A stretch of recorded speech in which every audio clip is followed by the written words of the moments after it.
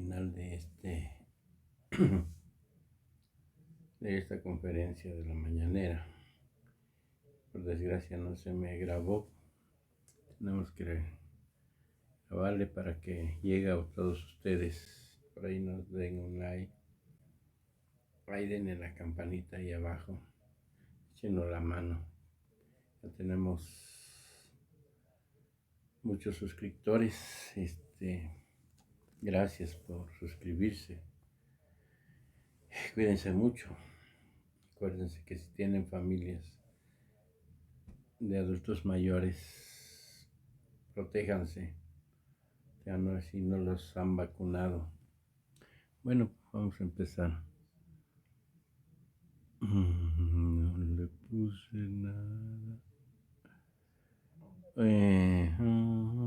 Presidente, buenos días. Carlos Domínguez, de Nación 14. El día de ayer usted mencionó en su gira por el Pacífico que a partir de julio de este año se abrirían las Islas Marías al turismo. Preguntarle si pudiera dar más detalles del tema, ya que pues no se sabe muy bien si la pandemia ya estaría domada para esos días, a pesar de que el programa de vacunación estima que ya estaría vacunada una gran parte de la población. Esto ayudaría a la economía, habría empleos en la isla, fomentaría el turismo en el lugar. Preguntarle más detalles del tema, presidente, y ahorita, si me permite, otra pregunta. Sí, pues es muy satisfactorio, lo he dicho en otras ocasiones, que el penal de las Islas Marías se convierta en un centro cultural, ecológico, turístico, desde luego con la vertiente de la sustentabilidad, porque no es para hacer hoteles, no es para construir, no se va a poder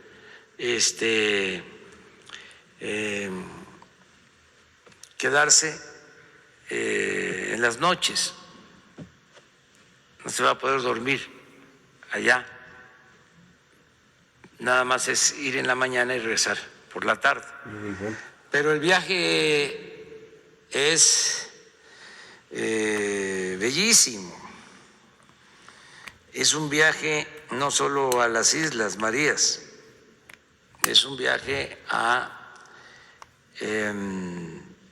la historia, a recordar cómo se creó esa cárcel en la época de Porfirio Díaz,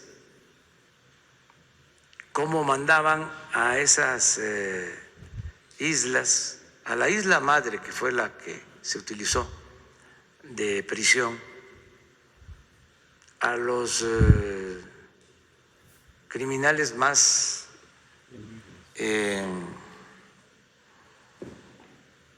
severos, más temibles. Se organizaban las famosas cuerdas a las Islas Marías. Y a los opositores al régimen. Por eso fue allá José Revueltas. Entonces es un viaje a la historia, a lo que fue el autoritarismo, pero es un viaje también a la literatura,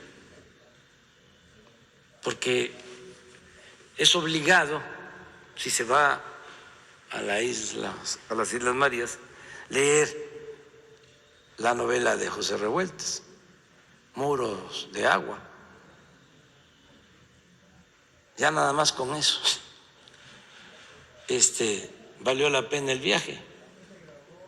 Porque si hay un poco más de imaginación, pues uno ya empieza a visualizar lo que fue la isla en donde estuvo preso Nelson Mandela en Sudáfrica, y su autobiografía también, no sé si le alcanza el tiempo de leer la autobiografía de Mandela. El largo viaje hacia la libertad. Esos dos textos son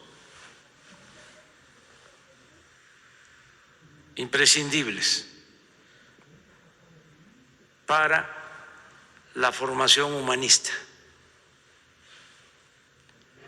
Incluso el libro de Revueltas comienza con una visita a un hospital de leprosos,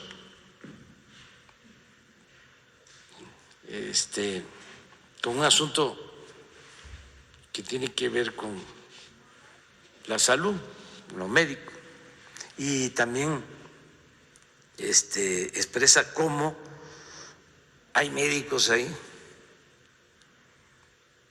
que están con los enfermos porque tienen una convicción humanista. Así comienza el libro. Bueno, entonces lo que queremos es terminar de arreglar la isla.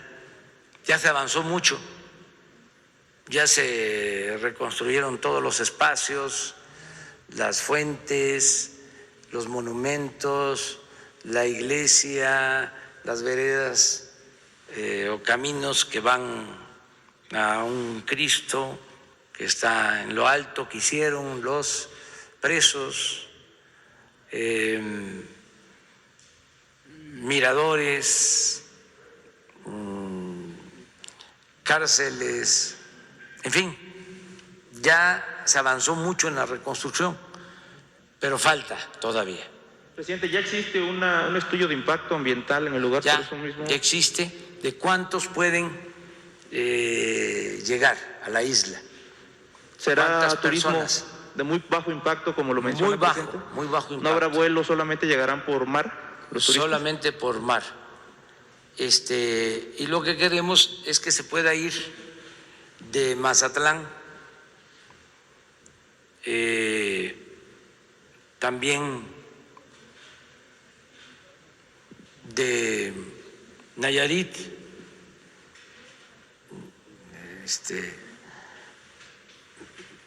del puerto de Mazatlán, de San Blas, Nayarit, Manzanillo, que es lo más cerca,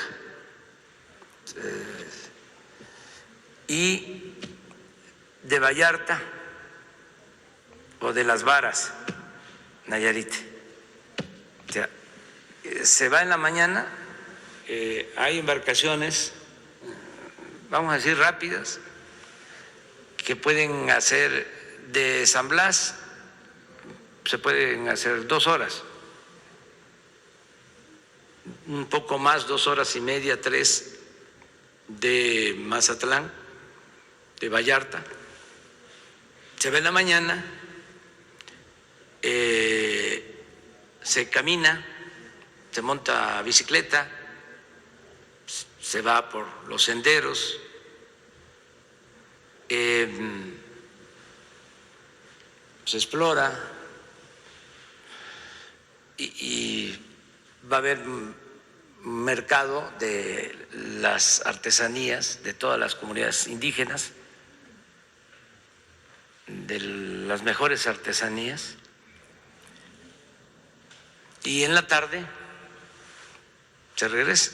Entonces, estamos viendo la compra de las 3 embarcaciones, parecidas a las embarcaciones que cruzan ahí en Puerto Morelos para Cozumel, o las que cruzan para Ferries. Islas Mujeres, para comenzar. ¿El precio estimado, presidente, por viaje, una persona? No sabemos todavía. Todavía no existe. No, se nombró ya el gobernador, que es un capitán,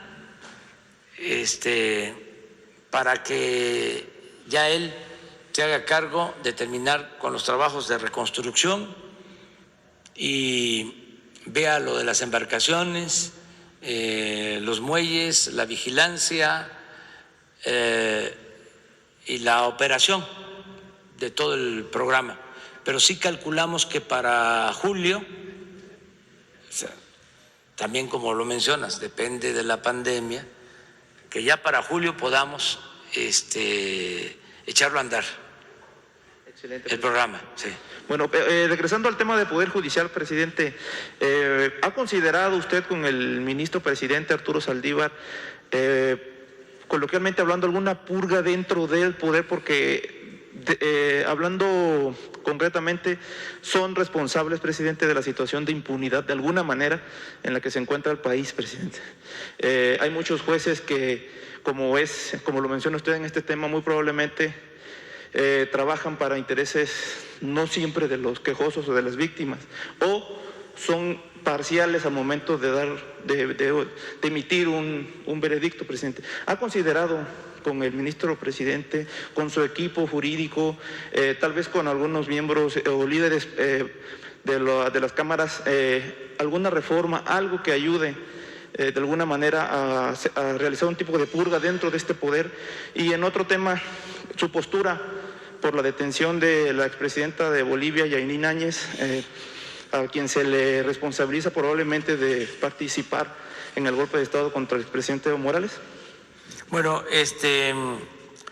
acerca de lo primero, corresponde al Poder Judicial continuar, porque creo que ya iniciaron un proceso de renovación al interior del Poder Judicial. Y creo que un papel importante para limpiar de corrupción el Poder Judicial es el que puede jugar la judicatura. El Poder Judicial, para explicarlo así de manera sencilla, tiene toda la parte judicial que tiene que ver con jueces, con magistrados, con los ministros de la Suprema Corte de Justicia, que son los encargados, de conformidad con la Constitución, de que se respeten las leyes, se protejan los derechos de los ciudadanos, que se cumpla con la Constitución y con las leyes. Ellos son los responsables. Pero al mismo tiempo, al interior del Poder Judicial existe el Consejo de la Judicatura, que es como el poder que vigila el buen desempeño de todos los servidores públicos del Poder Judicial. Es el órgano vigilante de que en efecto se actúe con rectitud, que no haya corrupción. Entonces, este Consejo de la Judicatura es el que puede garantizar la limpieza. No, porque se está renovando el Consejo de la Judicatura. Antes el Poder Judicial era como el castillo de la pureza. Nunca se castigaba a un juez, a un magistrado, a un ministro. A mí me gustaría que se hiciera un análisis, un estudio sobre cuántos jueces, magistrados y ministros han sido enjuiciados, sobre todo en la época posrevolucionaria. ¿Cuántos han sido castigados? Durante el periodo neoliberal, muy poquitos, muy poquitos, porque como es un poder autónomo, no se podía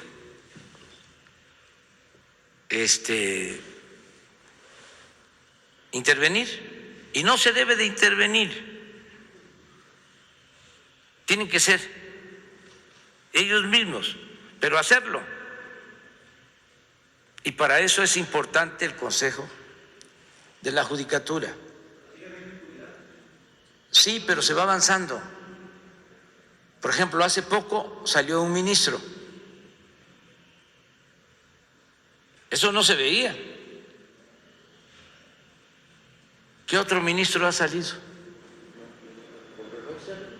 Por renuncia. Sí. No. La primera vez. Los que se retiran es otra cosa, ¿no? Porque cumplen con su tiempo. Pero sería bueno esto. Entonces, bueno, el hacer el análisis. Porque pues eran intocables. No debe de haber fueros ni privilegios para servidores públicos. Una de las cosas que estoy proponiendo, y voy a convertirla en iniciativa de ley, es de que en el caso de servidores públicos no haya secrecía, que se conozcan los expedientes, que no se argumente de que por el debido proceso no se pueden dar a conocer las investigaciones. Siempre se habla de los derechos humanos, pero si se trata de un servidor público que violó derechos humanos, porque la corrupción es una violación a derechos humanos, no tiene por qué mantenerse en sigilo o en secreto.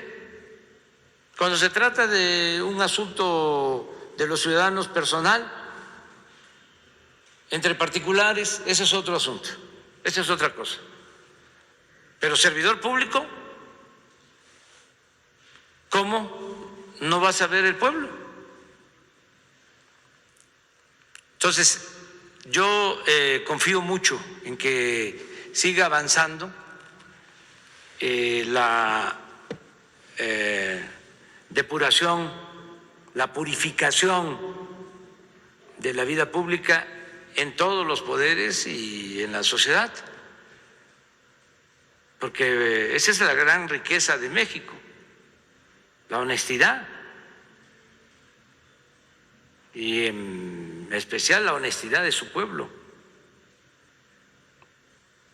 Entonces, si somos honestos, vamos a ser libres, vamos a ser respetados en México y en el mundo. Entonces esa es la propuesta, pero tiene que salir de ellos, nada de imponer. Y yo sí veo que hay voluntad en el Poder Judicial, sobre todo del presidente de la Corte. Desde luego tiene que enfrentar, ¿sí?, cuestionamientos, pues se imaginan cuántos intereses creados. ¿Cómo va a estar de acuerdo Ramón Cosío si ellos formaron parte de la corrupción que imperaba? Y eso es por mencionar a un ministro, pero así muchos otros. ¿Cómo callaron durante tanto tiempo cuando se saqueó al país, cuando se cometieron graves injusticias? Y ahora resulta que se convierten en paladines de la libertad, de la justicia, porque tienen un pensamiento conservador y están inconformes con la transformación. pues tienen derecho a manifestarse, pero también que no simulen, fuera máscaras. Pues muy bien, mañana es... No opino de eso, porque de eso es un asunto que tiene que ver con otro gobierno. Nosotros en su momento consideramos de que corría peligro el presidente Evo Morales y que México debía extender su mano para garantizar el derecho de asilo, que es una tradición que nos dignifica y llena de orgullo, una tradición de la política exterior mexicana. Y se protegió al presidente y a otros colaboradores que estaban en peligro. Y se les trajo a México y ya regresaron a su país y por la vía democrática resolvieron sus asuntos, se restableció la legalidad, la democracia, y hasta ahí me quedo. Muchas gracias.